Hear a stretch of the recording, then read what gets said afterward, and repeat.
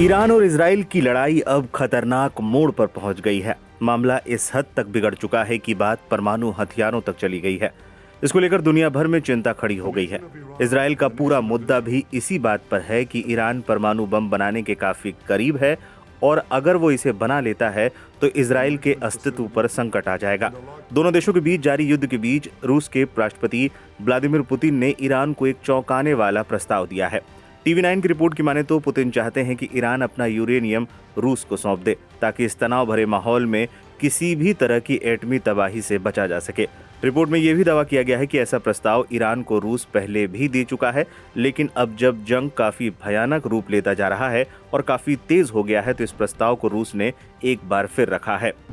Iran Israel जंग और परमाणु खतरा। बीते दिनों इजराइल ने तेहरान के कई न्यूक्लियर ठिकानों पर हमले किए। इजराइल का दावा है कि इन हमलों का मकसद ईरान को परमाणु बम बनाने से रोकना था। इस दौरान कई न्यूक्लियर साइंटिस्ट को भी मार दिया गया। जवाबी कार्रवाई में ईरान ने भी मिसाइलों की बौछार कर दी है, जिसके बाद से दोनों देशों के बीच युद्ध काफी तेज हो गया है। इजराइल लगातार ईरान के परमाणु ठिकानों को निशाना बना रहा है। दावा तो ये तक है कि उसने कई परमाणु ठिकानों को अब तक तबाह कर दिया है।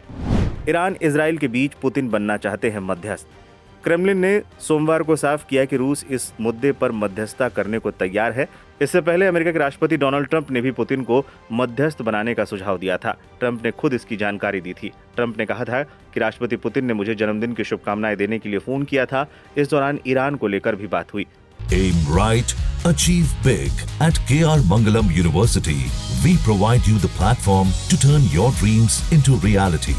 At KR Mangalam University. Trump ने अपने ट्रूथ सोशल अकाउंट पर लिखा, पुतिन को लगता है और मैं भी ये चाहता हूं कि इजराइल ईरान में ये युद्ध खत्म होना चाहिए, जिसके बारे में मैंने समझाया भी है। हम ईरान और इजराइल के बीच आसानी से डील करके इस खूनी संघर्ष को खत्म कर सकते हैं।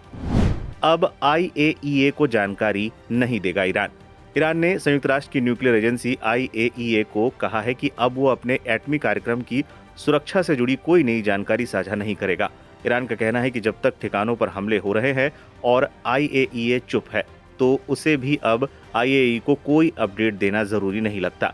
ईरान के मुताबिक ये कदम सिर्फ अपने परमाणु ठिकानों की सुरक्षा के लिए उठाए जा रहे हैं। इससे पहले ईरान ने अमेरिका के साथ जारी न्यूक्लियर डील पर बातचीत को भी बेमानी करार दे दिया था। ईरान ने साफ तौर पर कहा था कि बिना अमेरिका की मदद से इजराइल इतना बड़ा हमला कर ही नहीं सकता और ऐसे हालात में इस बातचीत का कोई मतलब नहीं है। इजराइल और ईरान में युद्ध हुआ और तेज।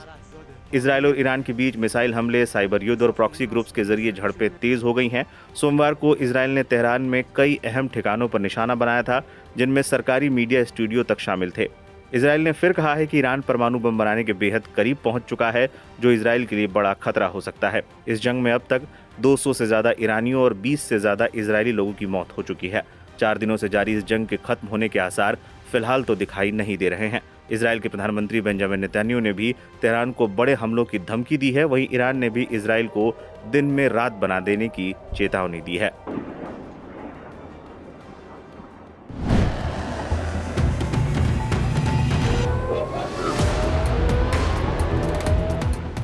मध्य पूर्व में चल रहा इजराइल ईरान संघर्ष लगातार गहराता जा रहा है। दोनों ताकतवर देशों के बीच चल रहे युद्ध के बीच इजरायली PM बेंजामिन नेतन्याहू के एक बड़े ऐलान ने अमेरिका से लेकर ईरान तक हड़कंप मचा दिया है। ABC न्यूज को दिए इंटरव्यू में नेतन्याहू ने सीधे तौर पर कह दिया कि ईरान के सर्वोच्च नेता अली खामनेई की हत्या से युद्ध बढ़ेगा नहीं बल्कि रुकेगा। ABC न्यूज के एंकर ने सवाल पूछा कि ये खबरें हैं कि अमेरिकी राष्ट्रपति के हस्तक्षेप के बाद अली खामनेई की हत्या इजराइल ने टाल दी। क्या आपको नहीं लगता कि खामनेई की हत्या से मामला और बिगड़ जाएगा? इसका जवाब देते हुए इजराइल के प्रधानमंत्री बेंजामिन नेतन्याहू ने बिना किसी झिझक के कहा, अगर ईरान के सर्वोच्च नेता अयतुल्ला अली खामनेई को मार दिया जाए तो ये संघर्ष वहीं समाप्त हो जाएगा। इससे हालात और नहीं बिगड़ेंगे बल्कि युद्ध का अंत होगा।